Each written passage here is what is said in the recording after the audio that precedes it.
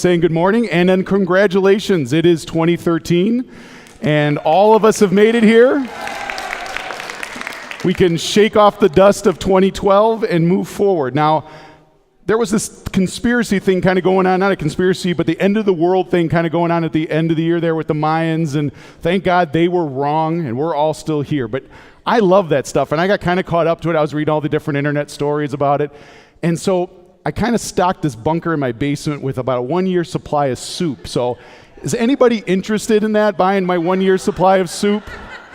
It's really yummy, it's good stuff. No, okay, how about if I sweeten the deal? Because like 13 years ago, it was another end of the world scenario and I bought this gas generator for Y2K. So I'll put the two together, it's a package deal. You can even try to dig out the bunker from my backyard.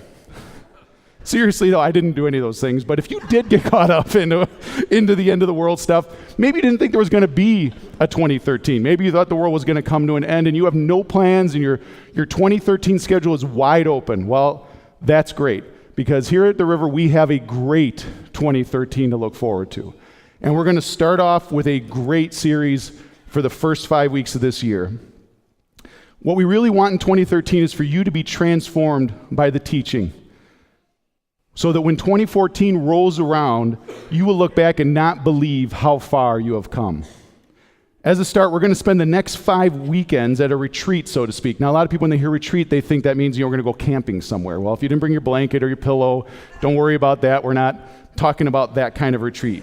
But we are talking about camping out in one section of Scripture and really going to dig deep and find out what God is trying to get into our lives with it.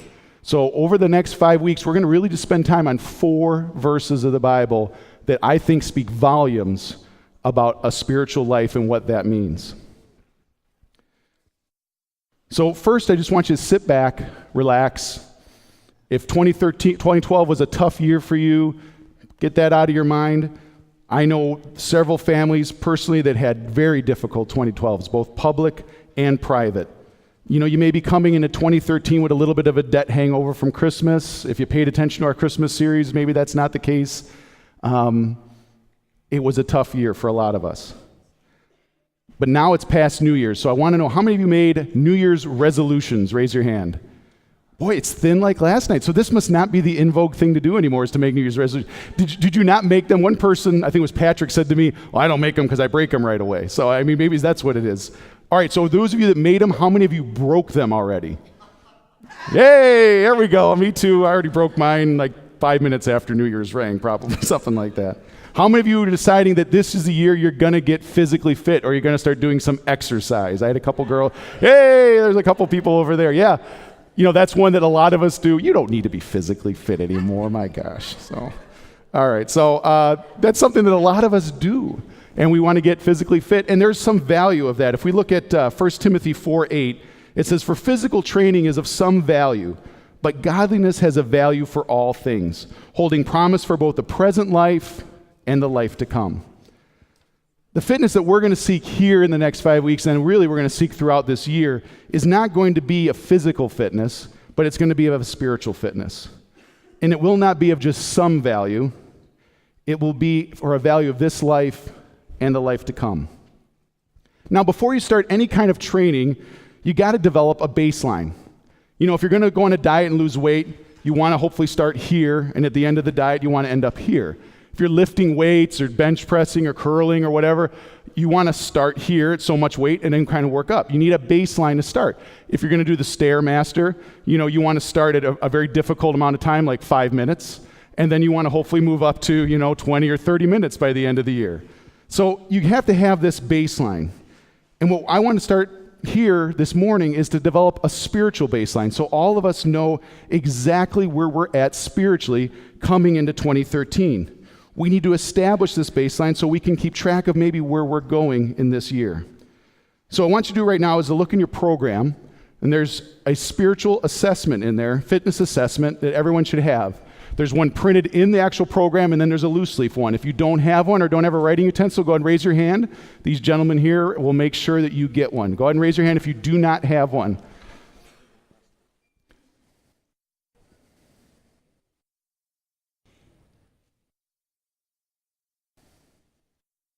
There's a couple hands still hiding out in the corner over there. Aaron, I see, is looking for one.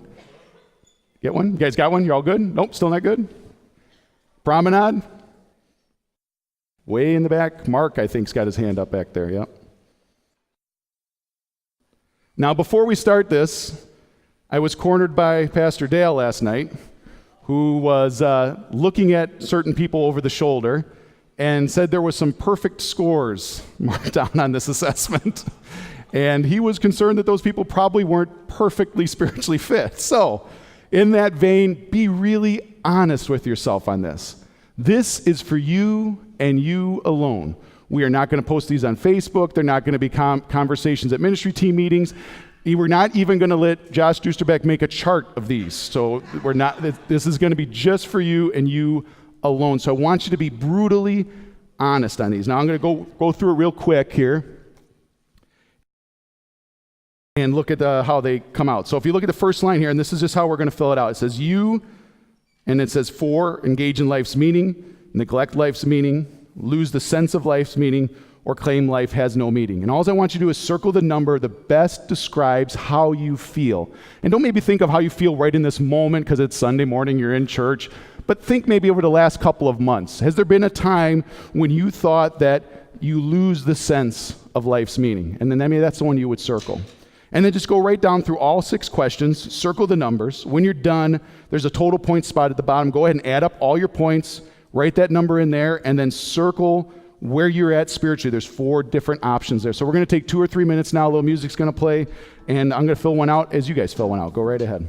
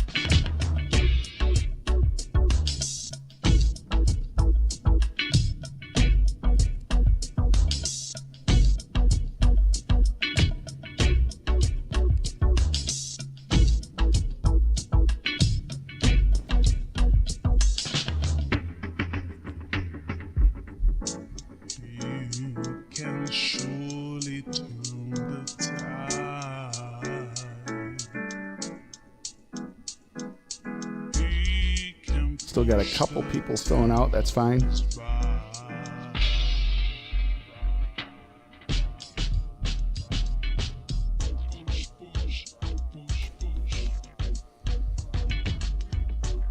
All right, anybody still working on this, or everybody pretty much done? We got a couple hands over there. Hold on, let's wait a couple more seconds here.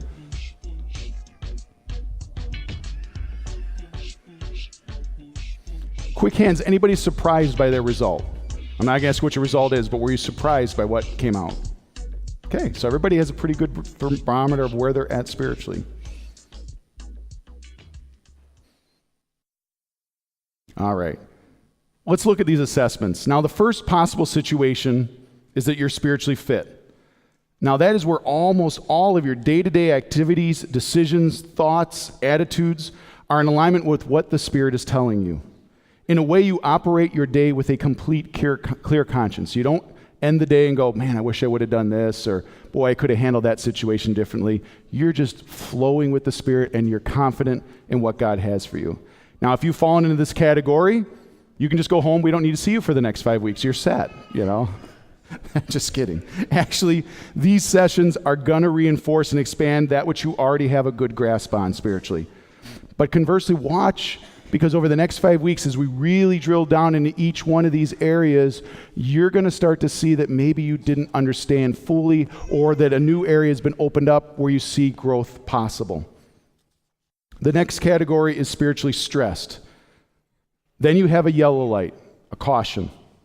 You may feel like everything is fine spiritually, but possibly you're starting to head in the wrong direction, and you may soon find yourself further down. We're going to work on getting you stabilized and then work on those fine points to get you spiritually fit.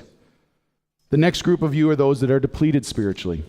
This may come as a complete surprise to you that you tested out in this area. Often people in this area don't realize how disconnected they are from God because they don't see that missing in their life because of that disconnection. Or maybe you're crawling out of a really dark place and you kind of just got to here and you don't know where to go next. The last, but definitely not the least of those, are people that are spiritually drained. This is kind of a precarious place. You really disconnect from almost all spiritual leading, but all is not lost. Don't lose faith. There really is an amazing spiritual life inside of you, just waiting to come out. I would have tested spiritually drained many, many times in my life, but God has always brought me out of that condition and made me better than I was before I entered. As we move forward over the next 5 weeks, I want to give a word of caution. Just like physical training, spiritual training is a tough start. Think about physical training for a second. Those of you who are out of shape physically to begin with, training requires significant pain. Any of you that ever started a physical regimen from doing nothing, you know how hard that can be and how much pain. It is hard to run an hour on the treadmill when the furthest you normally walk is from the couch to the toilet. It's just a matter of fact. So it's really hard to start training. Now, why is this? Because in the beginning, after that initial startup pain, training starts to become a pleasure. People that train a lot will tell you, I love to go to the gym. I love to get out and run. So this is because disciplined training leads to physical agility and leads to strength and leads to health. Those in shape physically are more likely to take part in, excel at, and truly enjoy physical activities. So you have this kind of scenario. You're unfit. You don't want to do anything that makes you fit because you don't like it. It's not something you're good at. And you stay unfit. Now the fit person loves to exercise, loves to do those things, feels healthy, so they do them and they become more fit. And so there's like two divergent paths. In Hawaii, there's a mountain called Koko Head, and they're going to throw it up on the screen. Hopefully. There it is. Now it's an old cinder cone volcano that's about 1,000 feet high. The military used this on top as like a defense point, and they built a railroad that went up the mountain to the very top, not round the mountain to go up, they went straight up the mountain. Now, long ago, the fort's been abandoned and the railroad was abandoned, but all the railroad ties are still there from the bottom of the mountain to the very top of the mountain, and some of the railroad track is still at the higher parts because they just couldn't get it off of there. Now, people climb the mountain up that railroad, and from the top, there is an amazing 360-degree view. I want to show you just one side, a part of it. This is just looking south over Diamond Head, and I wish I had a panoramic camera and I could show you the full view. It's unbelievable. But you have to climb all 1,000 railroad ties from the bottom to the top to get there. Now, I'm not in any kind of shape, and I have done no training to be doing this, but I decided on a lark that I was going to climb Koko Head. On a lark, trust me. From the bottom, it didn't look that tough. I mean, look, that's not that bad, right? I mean, you can kind of see where it's going, but it didn't look that bad. So, when you start walking, it's like this. It's not too bad. You're kind of like doing the Stairmaster. You're taking 1 foot steps, and then it keeps going up a little further and a little further. You saw the next slide. And you see now it starts to get a little steep, but it's still just like the Stairmaster. You're kind of in this angle here.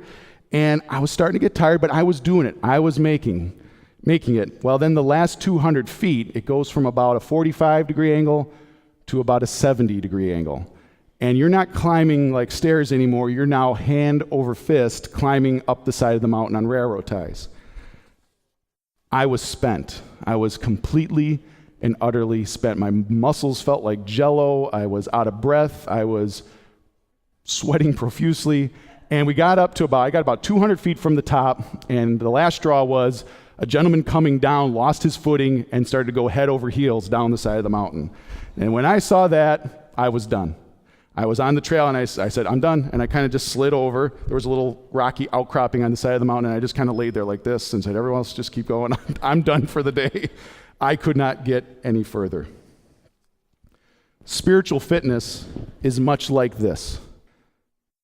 In the same way we start this process of spiritual training, there's going to be pain, but eventually you will be rewarded with the fullness of life that the Bible calls a crown, a truly mountaintop view. The following verse, Paul discusses this, 1 Corinthians 9:25 through 23. Everyone who competes in the games goes into strict training. They do it to get a crown that will not last, but we do it to get a crown that will last forever. Therefore, I do not run like someone running aimlessly. I do not fight like a boxer beating the air. We are all called into strict training to grow ourselves spiritually. There will be pain. I cannot emphasize that enough. There's going to be pain. Most people, including myself, are pain adverse, and we will do anything to avoid it. This often prevents us from doing the hard work we need to grow spiritually, and that fear of pain stopped me from climbing to the top of the mountain. So as you put into practice the messages from the next 5 weeks, and you think your life is falling apart and you're experiencing great pain, good. You know that you are growing spiritually. Take this next verse for comfort in those really difficult times of spiritual growth. Romans 8:28 says, "And we know that all things work together for good to those who love God, to those who are called according to His purpose." In those dark times of spiritual training, think of the good that comes out of it. God always has your back. Just like a good physical trainer, God is going to push you. He will ask you to do things in training that you think you cannot do. He knows your breaking point, and He will push you right to it if you let Him. But God is a gentleman. And so always remember, and 1 Corinthians 10:13, I think, says it the best, that God is faithful. He will not let you be tempted beyond what you can bear. But when you are tempted, He will also provide a way out so that you can endure it. Now you're thinking, well, that's about temptation, not about spiritual fitness. Not true. Wow. And it's done. The temptation in spiritual training, just like the temptation in physical training, is to quit, to give up, to say, forget it. This is too hard. Surely God doesn't want me to do this because this is way too difficult. It is at this point that you have to hang in there. God will provide a way for you to endure the training hardships. Now, going back to my story, I quit trying to climb Cocoa Head, and as I sat there on the side of the mountain, regaining my composure and my breath, and this is just the beautiful thing about most of the people in Hawaii, one after another stopped on their way up and said, "Hey, come on, let's go. You can do it. It's just 200 more ties. You can make it." It's really, even a little kid came up. I was very angry about this actually at the time. This little kid comes up and he's like, "It's not that bad." And I'm like, almost kind of hoped he slipped a little bit.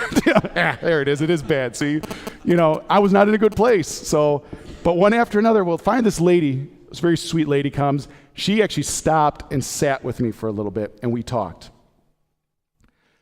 She came up beside me and she was very, very fit looking and looked as if she'd been training her whole life. She asked me to follow her to the top, but sadly I didn't. She said, "Just come, just follow me, I'll take you up there."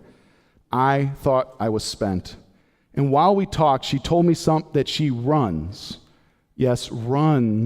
up the mountain 3 or 4 times a week. Actually, she runs up and then she runs down. And if you don't understand that going down is probably just as hard as going up because gravity's fighting you, wants to just pull you super fast down the mountain instead of just taking it nice and slow down. So it's hard both ways. She said it's the most freeing thing in her life and that and the point that I got out of this was she was so well trained. And if you're so well trained spiritually also, she had this life that looked amazing. What looked impossible to me would be to climb the mountain, but for her, it was an everyday part of her life. It was easy for her. This is what she did. She even had to add a little insult to injury, and she said, I feel so good, and I'll tell you what, I can eat like a pig and never gain a pound because of this regiment. And I'm like, well, that's really nice. Thanks for adding that in, So I was left there. I was stranded, and I was defeated. Oftentimes in our spiritual life, we are sitting on the side of the mountain and we are unwilling to take Jesus' training seriously and wondering why we cannot have a mountaintop life that we so desperately want. All right, we did the assessment. We know where we are spiritually. And if you're honest with yourselves, and I believe everybody here was, you know you're going to need some training. So where do we go from here? Well, first, we're going to look at a section of the Bible that is the underpinnings of this retreat. Now, in the New Testament, Galatians is one of my favorite letters that Paul wrote. He's writing to a church that has fallen into what many Christians tragically fall into in their Christian lives, and that is that somehow a legalism or a doing certain works somehow makes you spiritually fit, somehow gives you a spiritual growth. Now, this behavior unleashes one of Paul's harshest reactions to any of the churches that he wrote letters to in the Bible. He is so incensed that when they suggest somehow that circumcision makes them better, he instructs them to go all the way and emasculate themselves. Now, for those who don't know what that means, go ahead and Google it. It's not a fun thing for men. So in this vein, Paul then instructs them to what they should be doing to growing spiritually, instead of trumpeting the value of circumcision and keeping the law. And this is where we're going to pick up our section of Scripture. I want you to follow along and see yourself in this life. Paul talks about, here, I want you to personalize this. As we read these, imagine yourself fulfilling every one of these decrees. Imagine your life looking like this. This is from the Message, and it starts in Galatians 5:23. But what happens when we live God's way? He brings gifts into our lives, much the same way that fruit appears in an orchard. Things like affection for others, and exuberance about life, serenity. We develop a willingness to stick with things, a sense of compassion in the heart, and a conviction that a basic holiness permeates things and people. We find ourselves involved in loyal commitments, not needing to force our way in life. We're able to marshal and direct our energies wisely. Legalism is helpless in bringing this about. It only gets in the way. Among those who belong to Christ, everything connected with getting our own way and mindlessly responding to what everyone else calls necessities is killed off for good. It's crucified.